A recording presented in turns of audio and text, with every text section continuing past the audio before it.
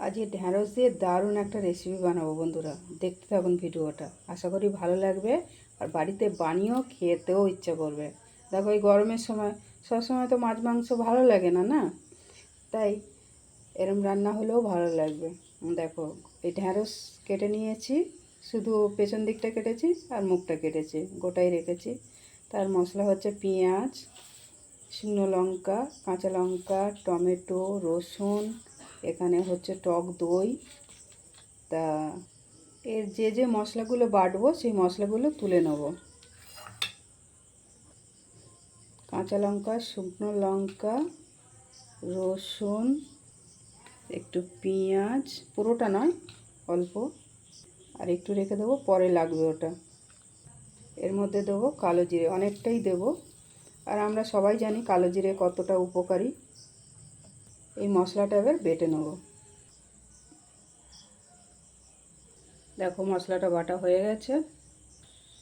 দেখো মশলা বাটা হয়ে গেছে। এবার ঢ্যাঁড়সটাকে এই ঢ্যাঁড়সটার মধ্যে এবার সমস্ত মশলাগুলো দিয়ে মাখবো।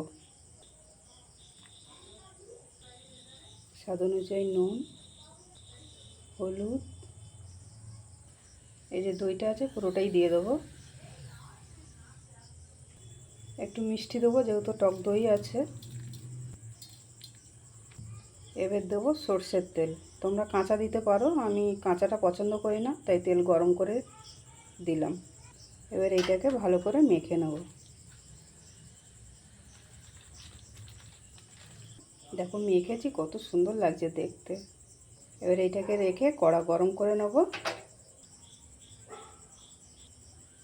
তেল দিলাম, যে পেঁয়াজটা কুচিয়ে রেখেছিলাম সেটা দিয়ে দেবো। একটু লাল লাল করে ভেজে নেব। দেখো লাল করে ভাজা হয়ে গেছে। এবার ঢ্যাঁড়সগুলো দিয়ে দেবো।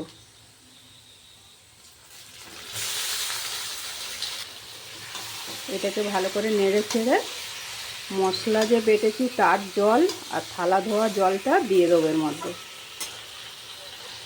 এখনই রঙটা কত সুন্দর লাগছে দেখতে।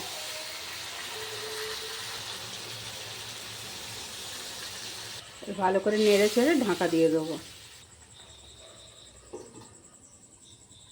মাঝে মাঝে একটু দেখে নেড়ে দিতে হবে। কালারটা শুধু দেখো, দেখতে ভালো হয়নি, খেতেও ভালো হয়েছে। হয়ে গেছে, এবার নামিয়ে নেব।